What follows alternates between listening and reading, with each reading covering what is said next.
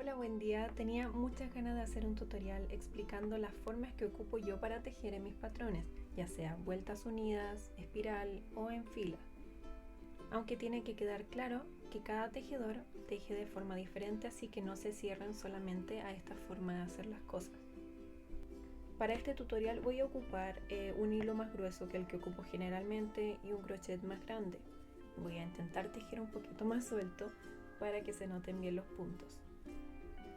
Entonces, lo primero que voy a enseñar es a tejer en vueltas unidas.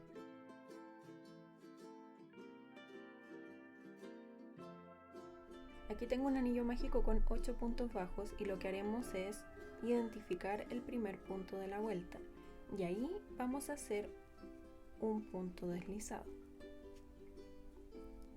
Hacemos una cadena para levantar el tejido y que quede todo parejo, y la vuelta siguiente la vamos a comenzar en el mismo punto donde hicimos el punto deslizado, o sea, aquí. En esta vuelta yo voy a hacer 8 aumentos. Bueno, aquí llegué al final de la vuelta y terminé con 16 puntos bajos. Entonces tenemos que hacer exactamente lo mismo que hicimos anteriormente, pero ahora voy a aprovechar de explicar cómo hacer el cambio de color cuando se trabaja de esta forma. Entonces, hacemos un punto deslizado en el primer punto, pero ahora la cadena la vamos a levantar con el segundo color.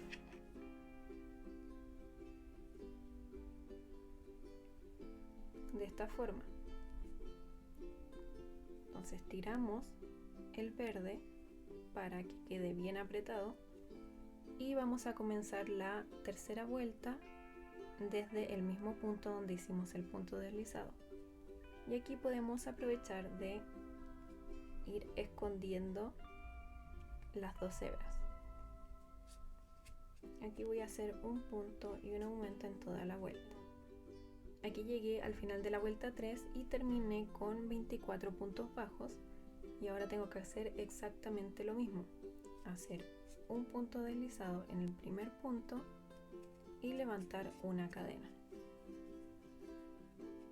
Cuando hago amigurumis donde sé que va a haber mucho cambio de color, generalmente uso esta técnica. La desventaja que tiene tejer en vueltas unidas es que se va formando una línea al final de cada vuelta, que a algunas personas puede no gustarle, pero esto me permite que la unión quede prolija. Si hubiese tejido en espiral, hubiese quedado una vuelta aquí más abajo, o esto no hubiese quedado completamente parejo.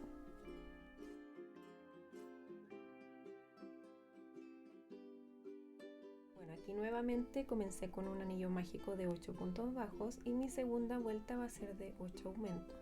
Para tejer en espiral no se necesita tanta explicación porque es mucho más simple, uno comienza a tejer sin parar. La única dificultad que tiene es que hay que estar marcando el primer punto porque la división de la vuelta no se nota. Entonces, identificamos el primer punto y ahí hacemos nuestro primer aumento. Antes de completar el aumento voy a marcar este punto. Obviamente pueden usar marcador de vuelta si les acomoda más.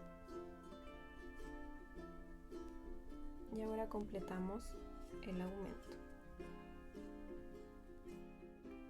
Bueno, aquí llegué al final de la vuelta y el próximo punto es el que marcamos, o sea, ese es el inicio de nuestra vuelta.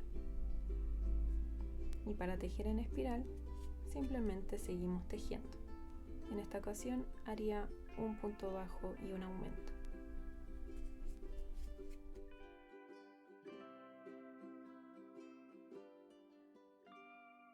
También tenemos el tejido en filas, que para este necesitamos comenzar haciendo cadenas, que en esta ocasión van a ser 7, 3, 4, 5, 6 y 7.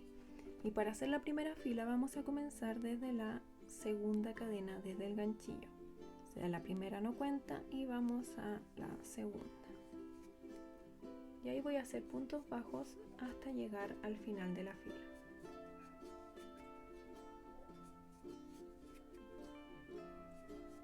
Ahora, como empecé con 7 cadenas y me salté la primera, tengo que terminar con 6 puntos bajos. Entonces, para comenzar ahora una nueva fila, solo hacemos una cadena, giramos el tejido y el primer punto lo vamos a hacer en el último punto bajo que tejimos, o sea, esa cadena no la vamos a tomar en cuenta. Y ahí hacemos 6 puntos bajos hasta llegar al final de la vuelta. La cadena que hacemos al final de cada vuelta puede variar dependiendo del patrón, porque en algunas ocasiones cuando voy a hacer puntos altos hago 2 cadenas para que quede al mismo nivel del punto alto, y en ese caso si hago 2 cadenas me tengo que saltar esas 2 cadenas y comenzar siempre desde el último punto que hicimos. Por ejemplo, aquí voy a hacer un punto alto,